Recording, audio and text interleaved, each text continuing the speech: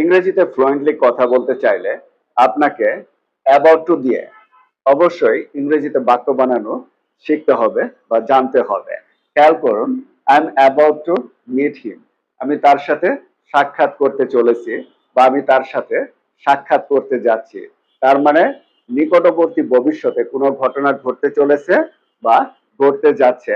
এরকম সিচুয়েশনে আপনাকে অবশ্যই অ্যাবাউট টু স্ট্রাকচার ব্যবহার করে ইংরেজিতে কথা বলার চেষ্টা করতে হবে। খেয়াল করুন, I am about to die. আমি মরতে চলেছি। I am about to eat lunch. আমি দুপুরের খাবার খেতে চলেছি। I am about to speak English. আমি ইংরেজিতে কথা বলতে চলেছি।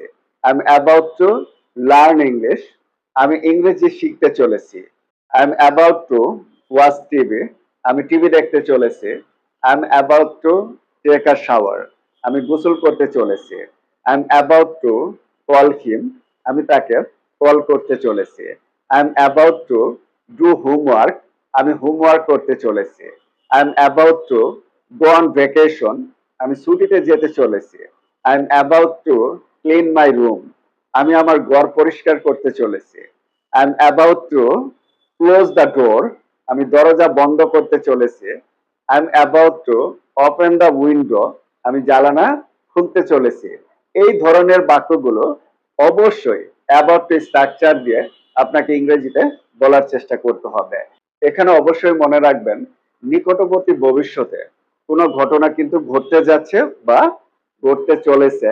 এই ধরনের সিচুয়েশনে, অর্থাৎ সেটা হতে পারে কয়েক সেকেন্ডের মধ্যে বা কয়েক মিনিটের মধ্যে, কয়েক ঘন্টার মধ্যে, কয়েক দিনের মধ্যে বা কয়েক সপ্তাহের মধ্যে ঘটতে চলেছে।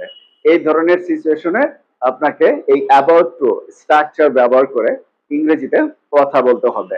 আরেকটা বিষয় আপনাকে মনে রাখতে হবে, অবশ্যই এখানে সাবজেক্টের পরে to be verb. To be verb কি? টু বি ভার্ব হলো am is are was were, then about to, তারপর যে ভার্ব আসবে সেটা অবশ্যই প্রেজেন্ট ফর্ম বা ভার্বের বেস ফর্ম হবে।